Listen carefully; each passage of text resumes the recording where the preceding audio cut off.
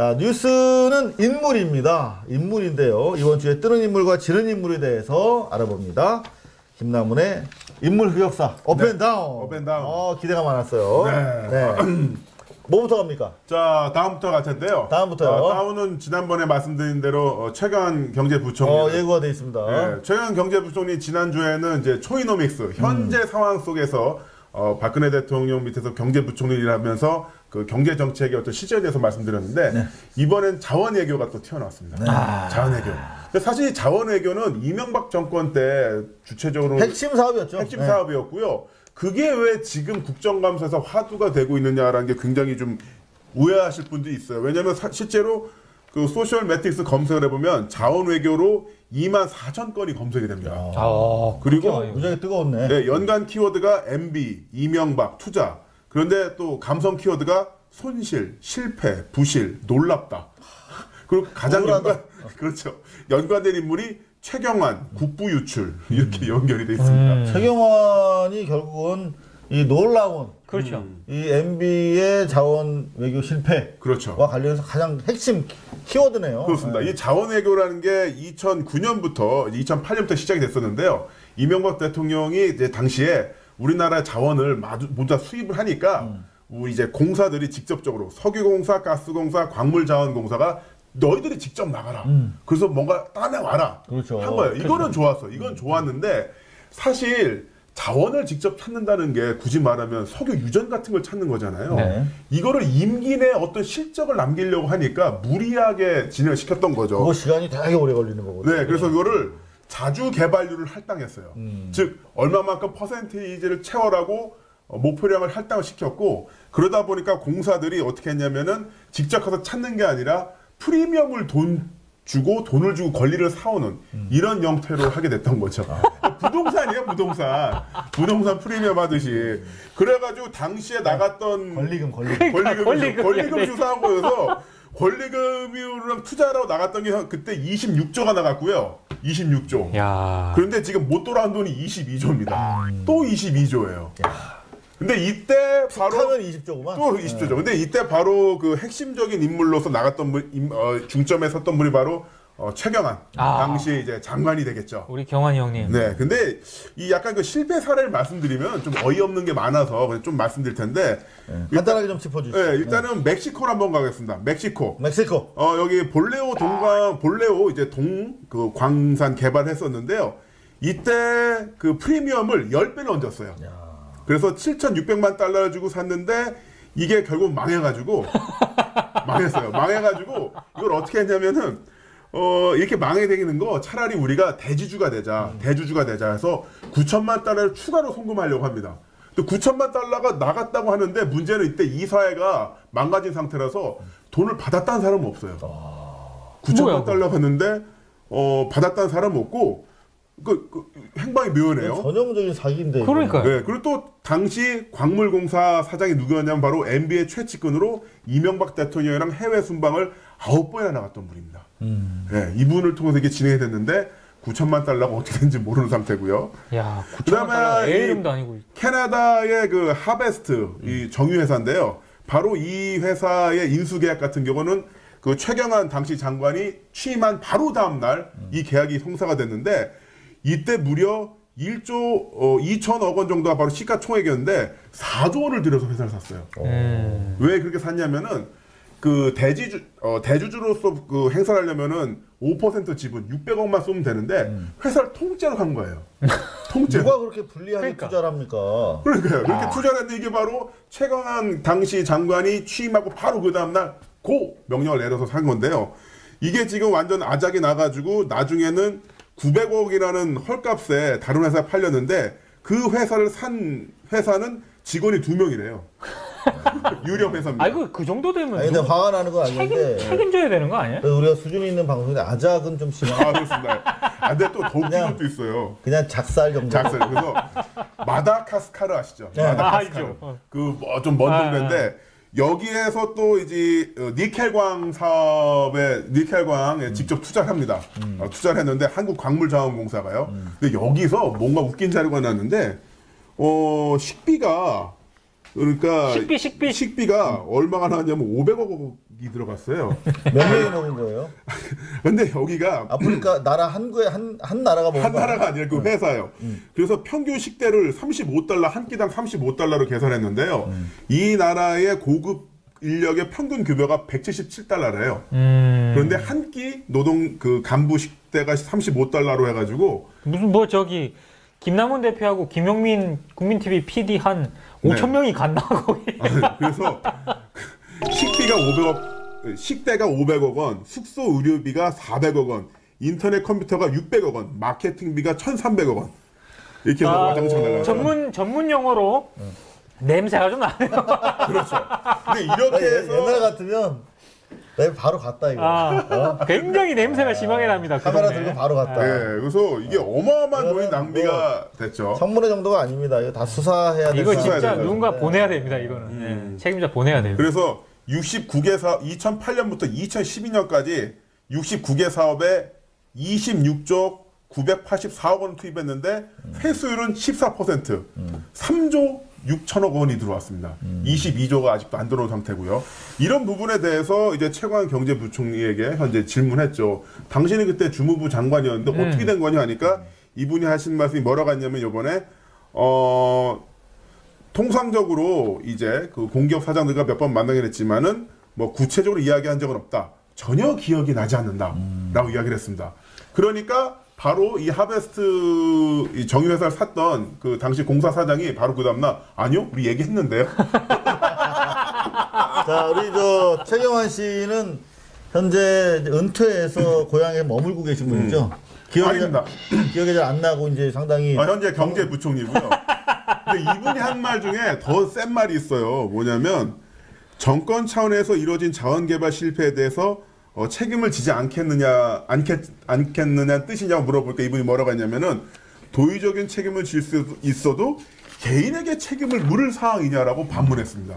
아니 개인이 아니잖아요. 장관인데 장관이면은 개인이 아닌데 어떻게 내가 책임을 질 수가 있냐라고 얘기했다는 것 자체가 야 진짜 뻔뻔스럽네요. 네. 네. 근데 그 22조면요. 이게 금액이 제가 계산해보니까 연리 3%로 1년 동안 맡기면은 이자가 비과세를 했을 때 1년 이자가 6,600억 원입니다.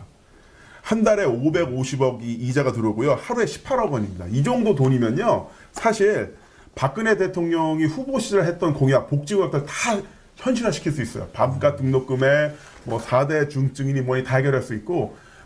근데 이명박 대통령이 이것만 있는 게 아니잖아요. 4대강 22조에 그렇죠.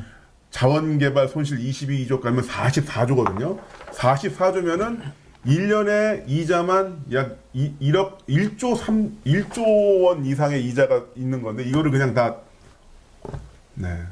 그 한간에 보면은 MB 코스트, MB 정부 때 이런 손실을 한 200조 정도로 보시는 분들이 있더라고요. 참 우리나라가 부자한 건 맞는 것 같아요. 근데도 아직 안 망했다는 거는. 근데 이게 얼마나 우리 서민들이 그 그렇죠. 빚을 그렇죠. 떠안고 있는가. 아까 그 민동기 국장님이 말씀해 주셨던 그 신혼 부부들이 결혼해서 집 사고 힘들다. 이게 바로 이것 때문에 이렇게 되는 거예요. 그쵸. 이런 자금들이 그런 원룸 주택이라든가 서민들을 지원한 복지로 흘러간다면 당연히 결혼하고 애 낳고 왜 안 하겠어요? 아니, 네, 다운으로 넘어가 보시죠. 오늘 지금 부동산 얘기가 너무 많이 나와서. 그러니까. 업이죠. 네. 좋습니다. 자, 그러면 업뉴스죠? 업뉴스. 네, 업뉴스 한번 넘어가 업뉴스가 업인물이죠. 업인물. 업인물. 업인물은 아마 다들 뭐 기분 오실 것 같은데. 좋은 뉴스인 것 같은데? 아닌가요? 기분 좋지는 않고 네. 너무 이제 훌륭한 분이 가셔서 바로 음악인 신해철 씨죠. 신해철 씨. 네.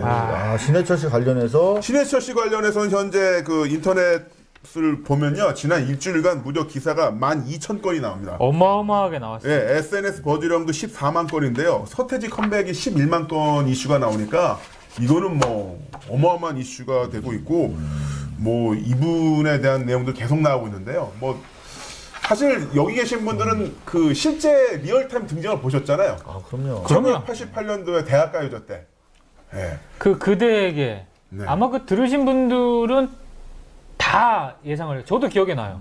그때 대상 탄다. 맞아. 뭐냐면은 당시는 텔레비전 채널이 3개였잖아요. 강변가요제, 대학가요제, 미스코리아 요 3개 하는 날에는 길에 사람이 없었어요. 그래요? 그거 셋 다 MBC에서 했다는 거 아니야. 아 그러네. 오 대단. 장난 아니었죠. 네, MBC. 그런데 MBC가 참 좋은 회사였는데. 그때 이 15팀이 먼저 공연을 하고 맨 마지막에 그대에게가 딱 나왔는데 무한궤도가 나왔는데 좀 신뢰되는 표현이에요. 다른 팀에게는. 저는 지금까지 그 뭐랄까 자동차 경기를 보고 있는데 갑자기 경기장 위로 거대한 UFO가 나타나는 듯한 스케일이 다른 거야. 그러면서 제 1등이다. 완전 분위기를 압도했었죠 그때. 네. 신해철 씨 사실 뭐 많은 곳에서 신해철 씨와 관련된 뭐 회고, 방송, 언론에서 뭐 기사들 찍어내고 있기 때문에 저희는 뭐 새로운 이야기를 뭐 보탤 수가 있겠습니까? 근데 저도 빈소에 다녀왔습니다만은 워낙 뜻밖의 사건이었죠. 그렇죠. 왜냐하면 지금 컴백을 앞두고 있었고 뭐 활동을 또 왕성하게 시작하는 마당이었기 때문에 워낙 당황스러워서 사실 한 15년 전에 가수 김광석의 돌연한 죽음만큼이나 사실 큰 충격을 주고 있거든요. 또 김광석 건은 이상호 선배가 제가 알기로 굉장히 취재를 한 걸로 알고 있습니다. 저는 지금도 하고 있습니다. 김광석 타살이라고 제가 믿고 취재하는 유일한 기자인데 사실 그런 마음으로 갔어요. 그래서 당시도 김광석의 죽음을 그냥 추도해 달라. 동료 가수들한테 물어봤거든요, 계속. 유일하게 저한테 취재에 도움을 줬던 분이 박학기 씨. 나머지 분들은 그런 얘기 안 했으면 좋겠다라고 거칠게 저한테 항의하신 분도 있어요. 근데 이번에 신해철 씨 죽음과 관련해서 지금 도는 얘기들이 많지 않습니까? 많습니다. 굉장히 많습니다. 관련한 이야기. 그래서 그걸 취재해 보려고 사실 마음을 또 먹고 갔었어요. 근데 아직은 뭐 좀 먼저 보내드리는 게 순서인 것 같다라고 말씀하셔서 여하튼 저희도 지켜보겠습니다만 너무 당혹스러워요. 그렇죠. 사실 그 신해철 씨 하면은 독설이라는 단어를 떠올리시는 분들이 있는데 잘 생각해 보면 그분이 독설을 한 게 없어요. 독설이라는 건 누군가에게 피해를 주는 건데 사회인으로서 또는 어떤 일정 부분 그 대중의 사랑을 받는 사람으로서 자기 생각을 이야기했을 뿐인데 독설이라고 이야기를 했던 거고요. 그 유명세란 말이 있잖아요. 유명세에서 세자가 파도세가 아니라 세금 세자거든요. 즉 유명세라는 거는 내가 유명해져서 얻게 되는 불이익을 유명세라고 하는 건데 대부분의 연예인들이 그 유명세를 내기 싫어서 두리뭉실하게 대답을 하죠. 여러 가지 사회 문제에 대해서 좋게 해결이 되면 좋겠어요. 뭐 이야기 나누고 또 합의하면 되겠죠. 이런 식으로 두리뭉실 넘어갔는데 이 신해철 씨 같은 경우는 그런 유명세를 기꺼이 납부를 하면서까지 자기의 생각을 이야기했던 거죠. 실제로 토론 프로에 안 나오잖아요, 연예인이. 그렇죠. 근데 연예계를 대표해서 또는 문화 쪽 비평가를 자처하면서 나왔죠. 100분 토론에서 보낸 조화도 있더라고요. 그러니까 사실 연예인의 사회적 책임으로서의 유명세 납부에 정말 주저함이 없던 그런 분이셨는데. 저 2012년에 그 대선 끝나고 나서 그 트윗이 기억나는 게 어떤 분이 신해철 씨에게 트윗을 보냈어요. 멘션으로 너무 힘들어요. 그 패배를 해서 힘들어 하니까 신해철 씨가 어떻게 답장을 해줬냐면은 너무 힘든다는 것도 응석입니다. 우리가 이렇게 힘들어하는 것도 우리 앞서가신 분들이 목숨 걸고 싸웠기 때문에 우리가 힘들 수 있는 겁니다. 응석 부리지 마세요. 그리고 또 어떤 분에게 뭐라고 했냐면 박근혜가 대통령에서 너무 힘들어요라고 이렇게 멘션을 보내니까 답변으로 그러지 말고 주변에 있는 박근혜 대통령 지지자에게 축하 인사 보내서요. 찌질해지면 진짜 지는 겁니다. 어록이 참 많았어요. 그 어록이 허세가 아니라 정말 그 사람의 삶과 연결이 돼 있으니까 너무 뭐랄까 내 마음을 이해해주는 동네 좀 센 형, 똑똑한 형 뭐 그런 느낌? 연예인보다도 그런 느낌이더라고요. 참 귀한 분을 잃었다는 생각이 듭니다. 새벽에 퇴근하는 길에 옛날 그 고스트스테이션 그걸 자기 집에서 이제 방송을 했잖아요. 어떤 날은 거의 음악이 없어. 근데 우리의 교육 문제라든가 사회 문제라든가 그런 얘기를 너무나 논리정연하게 하는데 정말 동년배지만 정말 많이 배울 점이 있다. 그러니까 귀한 이야기다. 그런 생각을 많이 했어요. 정말 놀랬던 게 신해철 씨가 쓴 책이 있잖아요. 쾌변 독설인가? 지승호 씨랑 같이 쓴 거. 인터뷰집인데 그걸 읽으면서 진짜 깜짝 놀랐던 기억이 있어요. 저도 그거 깜짝 놀랐어요. 이 양반은 도대체 뭐지? 이런 생각이 드는 거예요. 그리고 그 신해철 씨가 그 제가 알기로는 주변 사람들에게 보냈던 마지막 단체 문자가 바로 그 김장훈 씨가 그 세월호 단식하셨죠. 네. 단식하고 같이 네. 그 노래 만들었었잖아요. 네. 그거 알려주는 거를 단체 문자로 보냈었어요. 맞아. 그래가지고 그 캡처하면 또 지승호 작가가 페이스북에 올려놨거든요. 캐논 독서 같이 썼던 아 이게 바로 신해철 씨로부터 받았던 마지막 내용이었구나라고 하면서 그 녹음 과정 이를테면 거위에게 같은 거위의 꿈 같은 경우도 듀엣으로 다시 리믹스 하셨잖아요. 김장훈 씨가 그런 도움을 준 분도 신해철 씨라고. 그렇게 하고 또 그거 좀 많이 알려달라고 단체 문자 보내고 그런 분이셨던 거죠. 아 정말 안타깝습니다.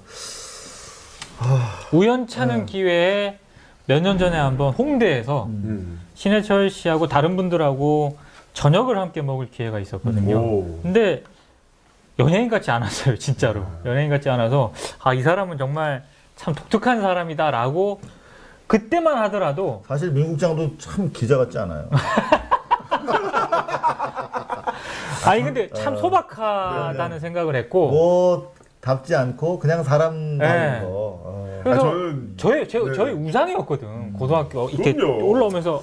근데 그런 분하고 이렇게 밥을 먹으면서도 참 연예인 같지 않다. 나는 이분 나이 한 90살까지 장수하셔가지고 머리도 벗겨지고 배 좀 나와가지고 그때 좀 승깔 있어가지고 하여튼 요즘 새끼들은 애티튜드가 없어 이럴 줄 알았어요. 하여튼 이 시점에서 막. 그래서 다시 한번 고인을 추모하고요. 고인의 노래와 함께 고인이 삶을 통해서 남겼던 언행 그리고 정신도 같이 계승이 좀 됐으면 하는 바람을 가져봅니다.